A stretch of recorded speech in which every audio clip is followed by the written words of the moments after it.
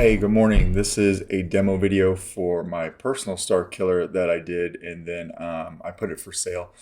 I'm doing this demo. It's not for anyone in particular right now, but just for whoever might buy it. There's a lot going on in this guy. This is probably my favorite saber to do. Every time I do one, though, I find some things that I would do differently, so I end up selling it off. And then also, I like the building process more than actually owning the saber, just to see the different types of things I could do. But this started off as a 2.0 kit that had already been cut, right? So like the shell here had been cut already. The inner core had been cut already, and I bought this second hand from someone on Facebook. When they had put the screws in, the three screws here and then the three screws on the other side, they weren't done very well. All right, and that's probably part of the reason why they wanted to sell it. This part here can be one of the most difficult things to do on a Starkiller. So what I did was I took those screws out.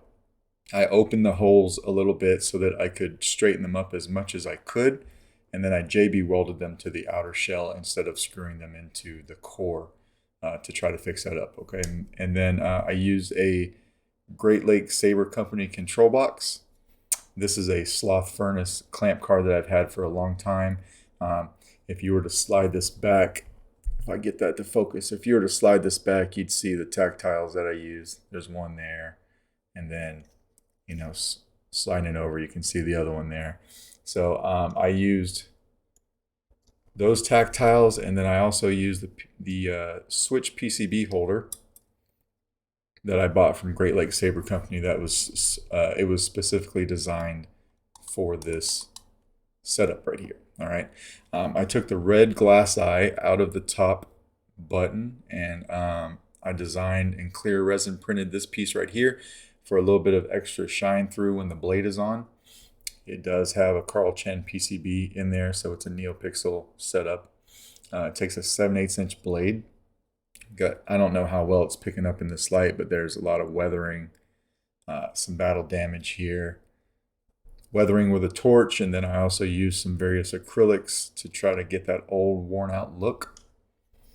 Here's the crystal chamber, and I'll light that up here in a second, and it'll probably look a lot better. Two rod setup, obviously, right? A little bit of guitar strings and some various greeblies inside the crystal chamber. There's a double pointed quartz in there.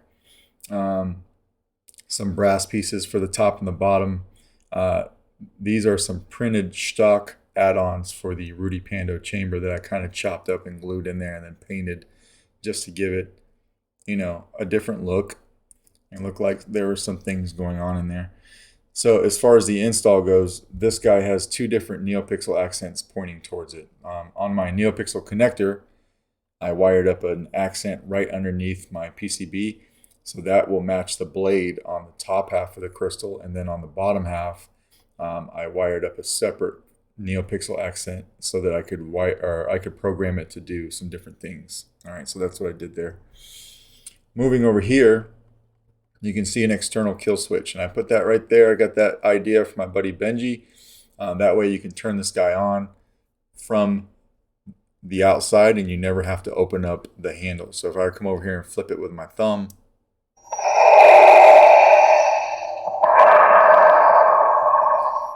I have all of these on a timer, but I'll go ahead and I'll turn it off for now. Just flip it again with my thumb and it kills everything.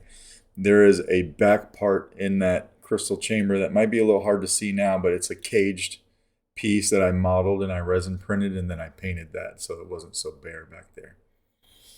If you were to open this though, we'll go over the handle first and then we'll go over the install.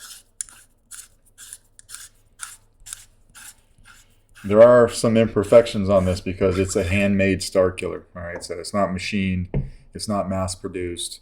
This was all made by hand. All right, this is a pommel from Clint Morrison over at Solid Sabers.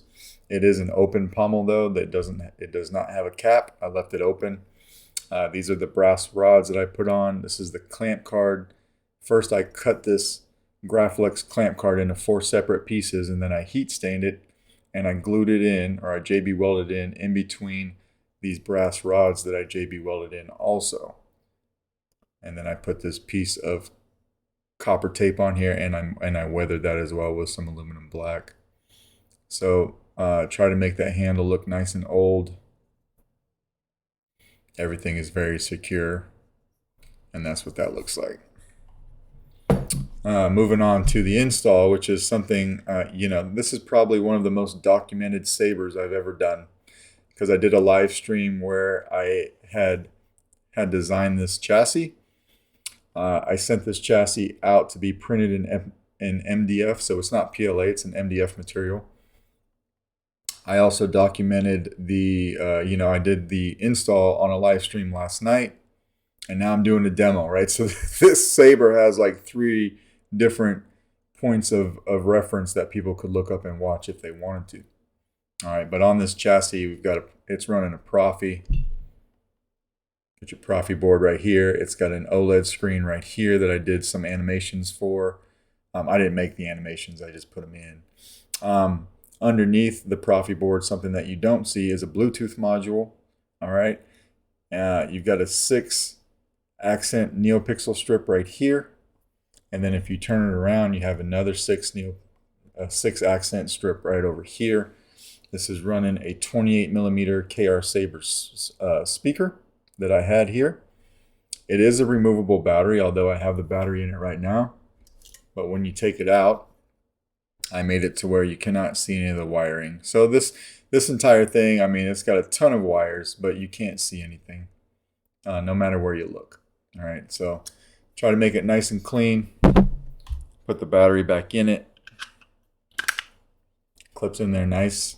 We'll go over the Bluetooth functionality here in a second, so I can show you that. But what do I got? So I've got the OLED screen does something, obviously. The Bluetooth works. These 2 6 pixel accent strips are wired independently but together, so they both will mimic each other. But I did sub blades, so I have approximately 3 sub blades running these pixels. Right, one for the first NeoPixel, one for the last NeoPixel, and I think I did a third one for the 4 pixels in between. The last one and the first one. So they all do a little something different. What else did I do? NeoPixel accent separately wired on the bottom. And yeah, and then I just kind of painted the chassis. This came in gray. Kind of painted it to make it match the weathering of the saber. This is your chassis retention screw right here, something that will probably never have to come out, but that's what holds the chassis in place. So when we turn this on,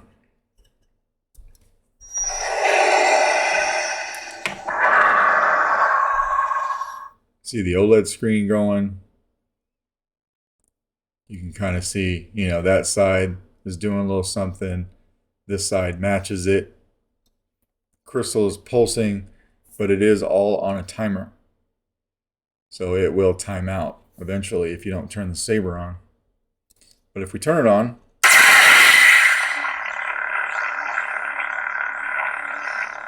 see your OLED screen going. These are all doing a little something different. You see how the first and the last one are kind of pulsing, but we got a run through in the middle. Crystal chamber.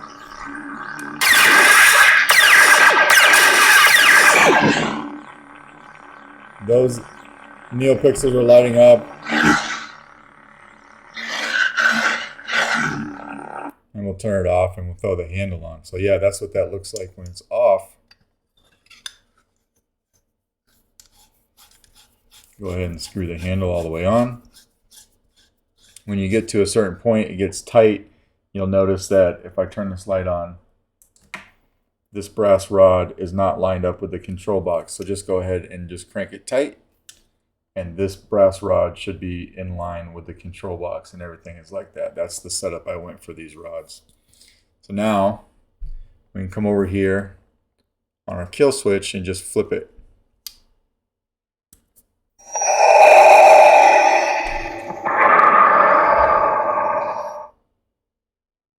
Activation is in the front.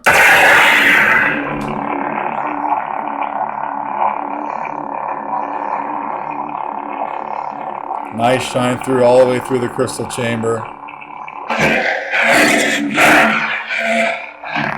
Auxiliary in the back here.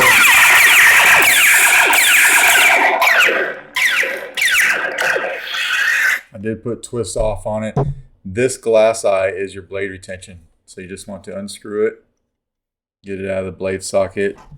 Like I said, it takes a 7/8 inch blade, which is really cool.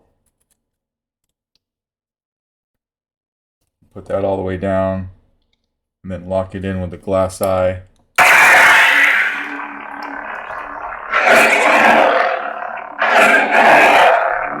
You also get that shine through on the resin print that I put in there.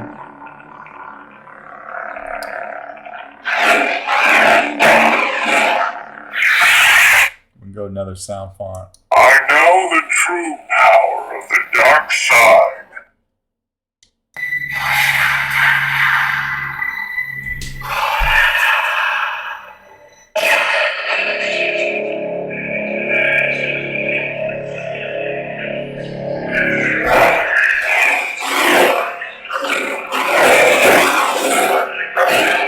Very loud.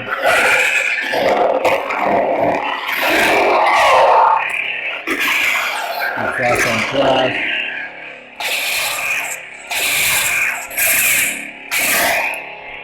Plus blade lock up is slowing down off and hitting the saber.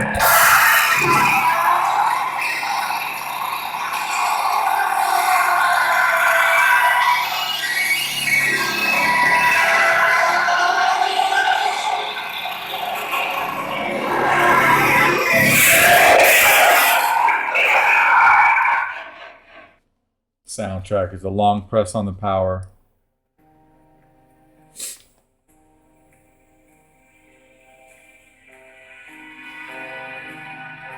And then another long press to turn it off.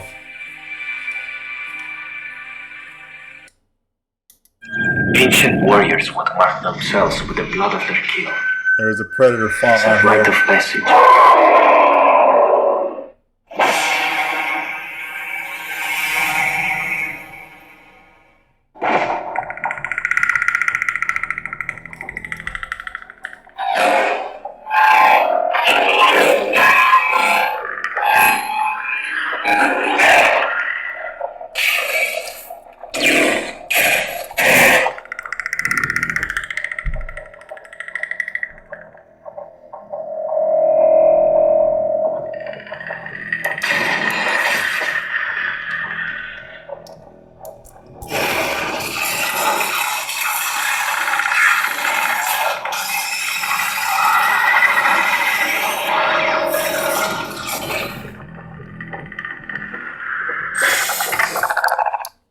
Just a simple wonder. This is a Ronin font from Kyber Font I really like.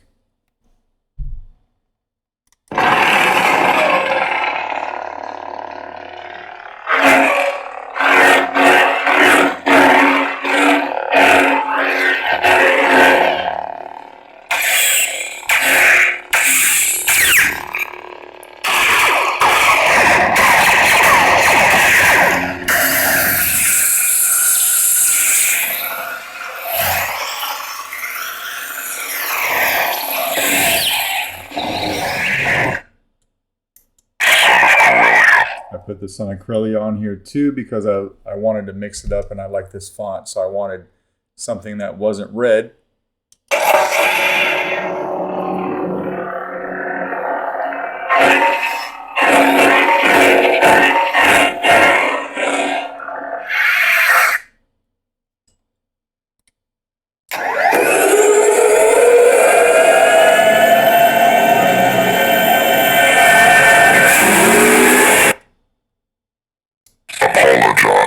Now we're back to the original font, which is the Apologize font that Jesse made for me. If you don't own any of the other fonts, I'll leave the Apologize font on there. If you don't own any of the other fonts, I'll be taking them off before I send it out. Or if you do own them, I can leave them on there for you. I'm selling this for, pretty cheap. So, yeah, fonts will not be included unless you show me, proof of purchase, and then I can leave them on. It's no big deal. But you see how the LED's timed out. If we leave it off, take the blade out, turn it on, and very easy to come over here to the kill switch and just flip it off and kill everything. All right. And then the very last thing we want to go over is the Bluetooth. So what we'll want to do is come over here and flip the saber on. And then I'll come over here and open my Force Sync app.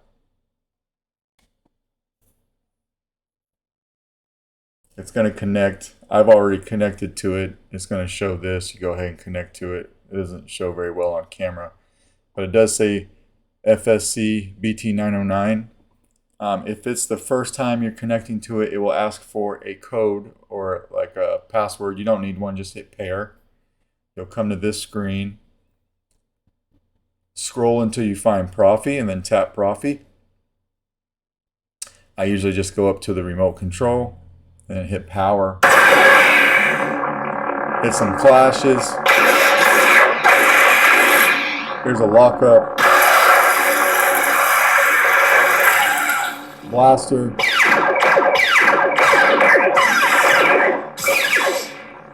Here's some force sounds. Impressive. Impressive. Release your anger. We can turn the sound all the way down. Like here, I'm turning it down to like 50. And then I could turn it back up to 2000, which is where I had it. Turn it off. Turn it back on. And off one more time. Just like that, right? And then we'll come over here and flip the switch again to cut power to everything. Just like that. And that's the Bluetooth. So the Bluetooth's working as well, right? So yeah, that is basically the Starkiller I made. Thanks for watching.